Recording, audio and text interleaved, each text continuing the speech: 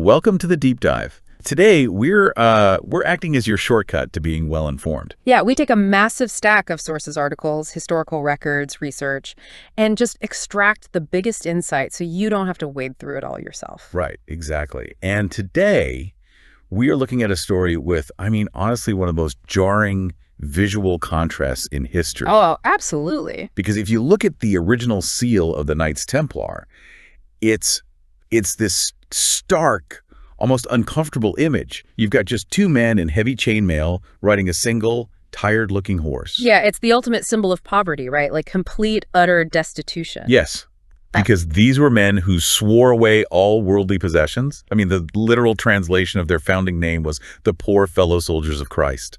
They were meant to be penniless monks with swords. Penniless monks. But then you fast forward a couple of centuries, and those same quote-unquote poor knights are basically Europe's untouchable billionaire bankers. Right. We are talking about an organization that owned sprawling vineyards, countless estates across the continent, an entire fleet of ships. For a time, they literally owned the entire island of Cyprus. Which is just insane. And then, in a flash, they are burning at the stake as heretics, taken down by a bankrupt French king, only to be reborn centuries later as the shadowy puppet masters of world history. It's quite the trajectory. It really is. So today we have this towering stack of sources. We've got tactical military analyses of their actual battles, financial ledgers, and explorations into modern conspiracies. We're going to trace their unique military doctrine, how their asymmetric tactics fueled this unbelievable hype, and then the hubris that led to their catastrophic exit from the Holy Land. Yeah, right up to that fateful Friday the 13th that ended their earthly empire.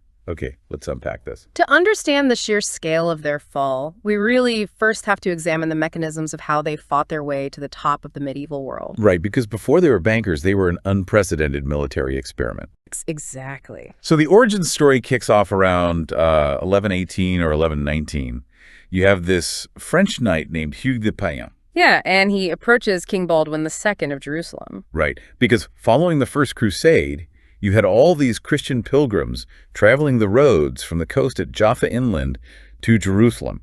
But the roads were an absolute bloodbath. Just incredibly dangerous. Bandits and highwaymen were slaughtering pilgrims by the hundreds. Exactly. So Hugh de Payens and 8 other knights volunteer to act as a localized police force to protect these roads. Right, and the king gives them a headquarters right on the Temple Mount, inside the captured Al-Aqsa Mosque. Which is huge. The Crusaders believe that specific site was the legendary Temple of Solomon. Which is where the Templar name actually originates. Right. But their location wasn't what launched them into international prominence. That required some brilliant branding. Yeah. Yeah. Specifically championed by Bernard of Clairvaux. Yeah, in 1129, Bernard, who was this towering, highly influential figure in the church, he wrote a treatise essentially praising this new knighthood. He gave them the theological justification, right, that a monk could carry a sword and shed blood for a holy cause without, committing a sin. Exactly. And that branding campaign set the stage for the ultimate blank check. Right, because in 1139, Pope Innocent II issues a papal bull called Omni Datum Optimum. Which is wild. It is wild. Just to give you some context, a papal bull is basically an absolute royal decree from the Catholic Church. And this specific document makes the Templars entirely tax exempt. Tax exempt. Yeah, and it allows them to pass freely across any national borders. And most importantly, it dictates that they answer to absolutely no earthly king, no local lord or bishop. Only to the Pope himself. Only the Pope. And if you look at the political motivation behind that decree, it makes perfect sense for the church. Well, imagine you're the Pope in Rome. You have these fragile crusader states thousands of miles away. By granting the Templars these sweeping privileges, the papacy essentially created a dedicated, highly trained, self-funding standing army. Right. One that completely bypassed all local European politics and answered exclusively to Rome. I kept thinking about this while reading the tactical sources. It's like a highly specialized, heavily armed, private security firm operating in a volatile region. Oh, that's a great comparison. Like modern-day civilian contractors. Yeah. But they are suddenly granted sovereign immunity, international tax evasion, and their own borders. Yeah, it's totally unprecedented. But of course, their privileges wouldn't have mattered at all if they couldn't fight. Sure. And their military doctrine was designed to be psychologically terrifying. They were the medieval equivalent of shock troops. Right. Their signature tactical maneuver was the heavy cavalry charge. Executed in a serried or, tightly packed formation. Yeah, so you have hundreds of heavily armored men on specially bred war horses galloping at full speed, literally knee to knee. Knee to knee. The goal wasn't individual dueling. The whole unit was designed to act as a singular, overwhelming physical projectile to just completely shatter an enemy's front line. And the rules of engagement were incredibly fanatical. I mean, our sources point out that a Templar knight was strictly forbidden from retreating in battle unless they were outnumbered at least 3-1. 3-1, or if their flag fell to the ground. Right, that piebald black and white banner called the beau sant. If it's up, you fight. And that fanaticism was really their primary weapon. You have to remember, medieval warfare often lacked strict discipline. Peasant levies and standard infantry could easily break ranks and run. Sure, they'd get scared. Exactly. So the Templars were this highly specialized tool designed to disrupt much larger armies through sheer qualitative superiority. Their willingness to die made them psychologically devastating to face. Because they believed martyrdom in battle guaranteed an immediate place in heaven. Right. And that uncompromising style led to victories that honestly read like historical fiction. Let's look at the Battle of Montchesard in 1177. Oh, Montchesard, yeah. So the famous Muslim military leader Saladin is marching toward Jerusalem with an overwhelming force. Our sources estimate he had upward of 26,000 soldiers. Massive army. Massive. And King Baldwin, the fourth of Jerusalem, is pinned down with a tiny force of barely 80 Templars. Just 80. 80. And a supporting retinue of a few hundred knights. But Saladin had let his forces spread out across the countryside to forage and pillage. He assumed the small Crusader army just wasn't a credible threat. Right, he got sloppy. And the Templars seized that exact moment of low readiness. They formed their tight, heavy cavalry unit and rammed straight into Saladin's personal bodyguard. It was a shocking, devastating victory. I mean, Saladin barely escaped, fleeing back to Cairo with only a fraction of his army intact. What's fascinating here is it's the textbook definition of asymmetric warfare. Exactly. They used extreme qualitative shock to overcome a staggering quantitative disadvantage. And we see the exact same principle a few years later in 1190 at the Siege of Tomar in Portugal. Right. You had roughly 300 Templars defending a fortress against an Islamic Almohad army, this powerful North African and Iberian empire, numbering around 12,000. 300 against 12,000. Yeah. But by utilizing the asymmetry of Portuguese stone walls, defensive engineering, and secret tunnels to launch sudden, disruptive raids, those 300 men held off 12,000 for 6 days until the siege finally broke. It's incredible. But wait, hold on. I need to push back on this narrative a bit. Okay, go ahead. If the Templars were sitting on endless resources, and they were clearly tactical geniuses in these asymmetric backs-against-the-wall situations, why were their leaders sometimes so militarily stubborn?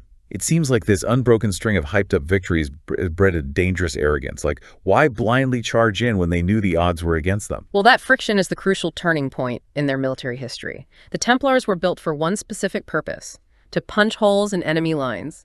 They were not built to fight balanced, drawn-out wars of attrition. When forced into situations of parity, their rigid doctrine and their absolute belief in their own divine invincibility became a fatal vulnerability. So they started believing they couldn't lose. Exactly. They believed their own hype. And the most catastrophic example of that hubris is the Battle of Hattin in 1187. Oh, this one is rough. It is. The Grand Master of the Templars at the time, Gerard de Rydefort, possessed a notorious level of arrogance. Against the desperate advice of other veteran commanders, he convinced King Guy of Jerusalem to march the entire Christian field army, around 20,000 men, across an arid, waterless plateau in the blistering heat of July. Just to relieve a besieged town, just reading the logistical breakdown of that march is anxiety-inducing. I mean, imagine wearing chainmail under the Middle Eastern summer sun with absolutely no water supply. And Saladin didn't even bother with a frontal assault. He simply used his superior numbers to encircle the exhausted Crusaders, constantly harass them with archers, and physically block their access to the only nearby water source, the Sea of Galilee. He even had his men set the dry brush on fire, right? so the smoke and heat would choke the Christian army. Yeah, brilliant and brutal tactics. So when the Templars finally tried to execute their legendary cavalry charges, the horses were exhausted, the men were severely dehydrated, and the tight formations just fell apart. The sources describe it as a complete slaughter. Saladin destroyed the Christian army, which directly triggered the fall of Jerusalem shortly after. And Saladin specifically ordered the execution of the surviving Templar knights because he understood exactly how dangerous they were if they were allowed to regroup. Right. And Hatton wasn't just a one-off failure either. No, the paradigm of the balanced defeat haunted them repeatedly. Look at the Battle of Laforby in 1244. Yeah. The Templars were drawn into an attritional, conventional field battle against Khwarezmian mercenaries. These were incredibly fierce, nomadic, hired swords from Central Asia. It wasn't an ambush. It was a grinding, head-to-head slaughter on an open plain. Exactly. And the Templars' specialized shock model completely collapsed under the weight of a prolonged, balanced fight. Of the hundreds of Templars committed to that battle, only 33 survived. 33 survivors. That casualty rate shows just how fragile their heavy cavalry model was when they couldn't dictate the terms of engagement. Right. And because of these mounting losses, their battlefield utility collapses, and eventually, the Crusaders are entirely pushed out of the Holy Land. The final mainland stronghold, the city of Acre, falls in 1291. Yeah, and the Templars are forced to retreat across the water to the island of Cyprus. Leaving them in a highly precarious political position, they are suddenly a sovereign military order without a war to fight. Here's where it gets really interesting, because this brings us to their side hustle. Their side hustle. Yeah. While their military operations in the Middle East were failing, their economic infrastructure back in Europe had turned into a global empire. We mentioned they had up to 20,000 members at their peak. But the sources point out that only about 10% of them were actually combat knights. Up to 90% of the order were non-combatants. Priests, squires, accountants, and administrators managing a vast financial network. They had essentially invented a functioning early form of international banking. Right. Think about how you'd move money today compared to medieval times. It was like the invention of the modern ATM network or, traveler's checks. Yeah. If you were a noble in France, gearing up for a pilgrimage or a crusade, traveling across Europe and the Mediterranean with chests full of gold, was basically begging to be murdered by highwaymen. Oh, absolutely. So instead, you would go to your local Templar preceptory in Paris or London. You deposit your gold and silver. In return, the Templars give you a piece of paper, a letter of credit written in complex ciphers to prevent forgery. Right. Then you travel thousands of miles, hand that coded piece of paper to a Templar in the Holy Land, and withdraw your funds. It's brilliant. And operating a system like that required immense public trust, airtight administration, and the military muscle to secure the actual physical transport of bullion across the sea when the books needed to be balanced. But, the banking fees alone don't explain how they got so insanely wealthy. Why were they acquiring massive tracts of land across Europe? Well, that goes back to the medieval mindset regarding salvation. Imagine you are a wealthy French noble in 1150. You've lived a violent life, committed various sins, and you wanted to essentially buy your way out of purgatory. Right. The Templars were a papal-sanctioned holy order, so nobles constantly wrote the Templars into their wills, donating vast estates, farms, and vineyards as penance. I see. Furthermore, because the Templars were exempt from local taxes and tithes due to that original papal bull. Right, omne datum optimum. Exactly. Savvy nobles sometimes transferred properties to the order just to utilize church tax loopholes, renting the land back at a fraction of the cost. Oh, wow. So transitioning from foreign holy warriors to Europe's premier landlords and bankers fundamentally shifted the target on their backs. Absolutely. You have this organization that owns entire regions of countryside. They pay zero taxes, they answer to no local laws, and they have a highly trained, heavily armed, standing army sitting in Europe with nothing to do. Yeah, it was a mathematical certainty that they were going to collide with the local government. And at that time, the local government was King Philip IV of France, also known as Philip the Fair. Right. And Philip was bankrupt. He had inherited immense royal debts. He had fought incredibly costly wars against England, and he owed a staggering amount of money specifically to the Knights Templar. He had even taken refuge in the Paris Temple during a civilian riot, didn't he? He did, which likely gave him a first-hand look at just how unimaginably wealthy the order truly was. So you have a bankrupt monarch staring at an untouchable, infinitely wealthy military order that he owes money to. That friction culminates on one of the most infamous dates in recorded history, Friday, October 13, 1307. Yeah. At dawn, Philip executes a highly coordinated, secretive strike.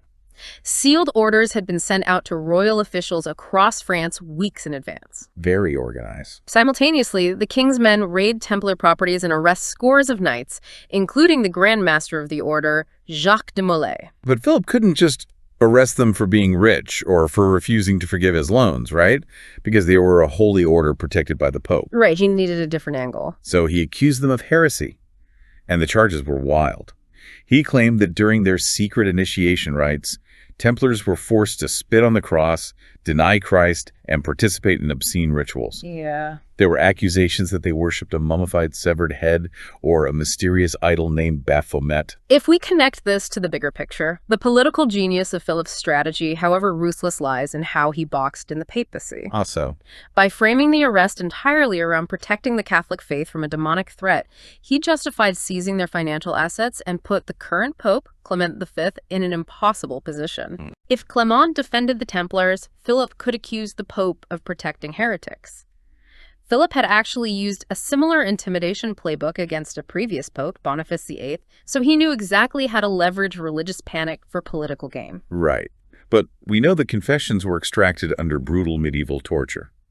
The French inquisitors literally broke these men on the rack until they said whatever the king wanted to hear. Horrific torture, yeah. But considering how isolated and secretive their initiation ceremonies were, was there any truth at all to these bizarre rituals? The consensus of modern historians, and even the Catholic Church today, is that it was pure fabrication. Completely made up. Completely. Take the idol Baphomet, for example. Many linguistic scholars believe that word was simply an old French corruption of the name Muhammad, demonstrating a complete medieval European misunderstanding of Islamic practices. Wow. There was never any physical evidence of idols recovered from their preceptories.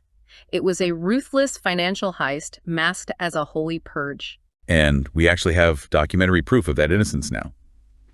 In 2001, an Italian researcher named Barbara Frail discovered a misfiled document in the Vatican archives known as the Chinon Parchment. Yes, a massive discovery. It proved that in 1308, Pope Clement actually conducted his own secret investigation, interrogating Templar leaders away from the French king's torturers. Right. And Clement absolved the Templar leadership of the charges of heresy.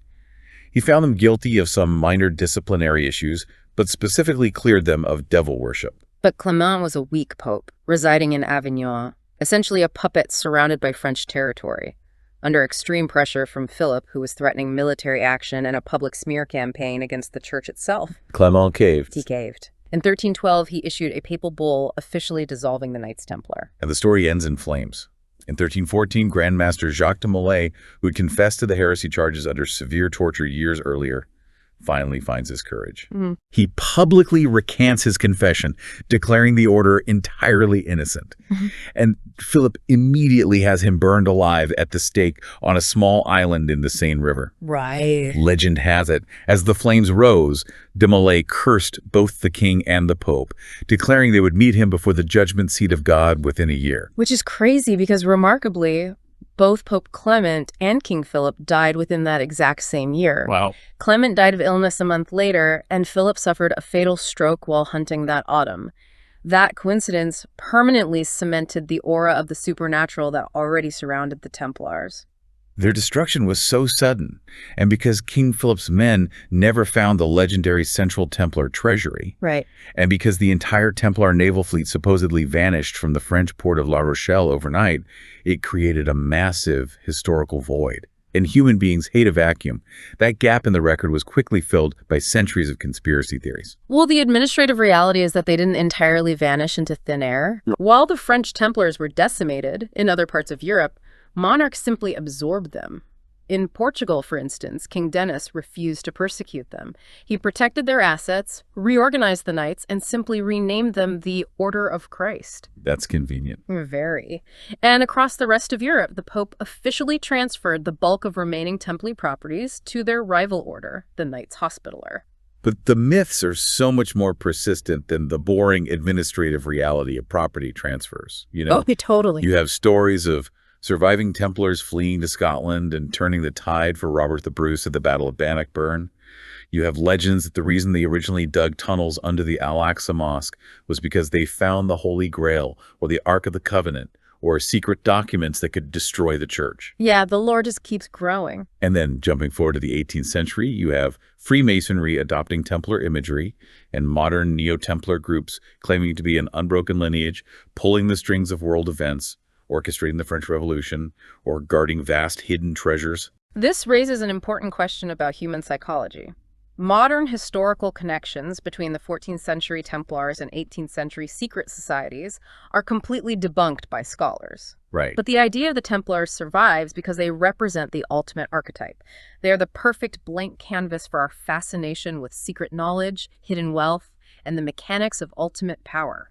So what does this all mean? I mean, why do you think society is so eager to attribute monumental historical shifts, like the Enlightenment or revolutions or the founding of nations, to a disbanded medieval cult?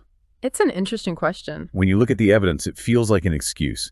It's almost like it's easier to believe that a secret room of warrior monks is manipulating world events than to accept the chaotic, unguided, messy reality of human progress.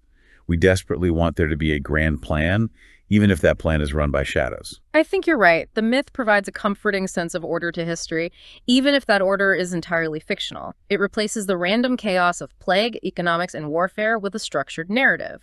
So, to summarize this incredible journey for you, we started with 9 poor knights guarding a dusty road in Jerusalem. Yeah. Through brilliant branding and unmatched zeal, they became the ultimate shock troops of the Crusades, executing asymmetric cavalry charges that completely defied logic. But they started believing their own hype. Exactly. When forced into attritional fights where they couldn't control the variables, their rigid military doctrine collapsed, pushing them entirely out of the Holy Land. Right. So they pivoted. They leveraged their vast network to become the billionaire bankers of Europe, only to be taken out by a bankrupt king in a ruthless, coordinated heist that literally birthed the legend of Friday the 13th. I'd like to leave you with one final lingering thought to chew on regarding that dramatic downfall. Okay, lay it on us. When you look back at King Philip's dawn raids on October 13th, 1307, and the entirely fabricated charges of devil worship and heresy, you aren't just looking at a medieval witch hunt. You are looking at the mechanics of power. What do you mean? You could argue that the destruction of the Knights Templar was actually one of the very first highly successful state-sponsored disinformation campaigns in recorded history. Oh, wow. That reframes the entire event. It invites you to explore how governments throughout history, right up to the modern day, have utilized manufactured moral panics and weaponized public fear to destroy untouchable political rivals and seize their assets. King Philip didn't beat the Templars on the battlefield. No, his army would have lost that fight. Exactly. He beat them by manipulating the narrative so thoroughly that the public demanded their destruction. That is wild. It all goes back to that original seal, right? 2 poor men on a single tired horse. An image of humble devotion that eventually masked an economic empire so powerful it took a masterpiece of royal propaganda to bring it down. The horse and the knights may be gone, but the shadows they cast and the tactics used to destroy them are still very much with us today.